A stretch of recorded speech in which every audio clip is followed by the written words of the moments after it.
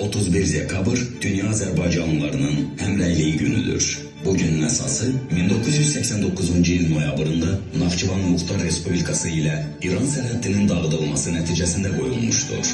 1991-ci ilin 16 dekabrında Naxçıvan Muxtar Respublikası Ali Məclisinin sədri Heydər Əliyev Dünya Azərbaycanlılarının birliyini yaratmağın əhəmiyyətini nəzərə alaraq dekabrın 31-ni Dünya Azərbaycanlılarının həmrəyliyi günü elan edir. Sonra bu təşəbbüs mərkəzi hakimiyyətin də dəstəyini qazanır və bütün Azərbaycanlılar bu günü rəsmi bayram kimi qeyd edir. Dünya Azərbaycanlılarının həmrəyliyi günü Azərbaycanlıların birlik şüarının simvolik günüdür.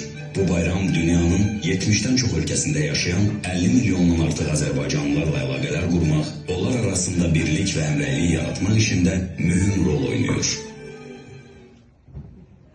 Zaman ayıra bilməz bizi, nə sərhəd, nə yol, nə də məsafə.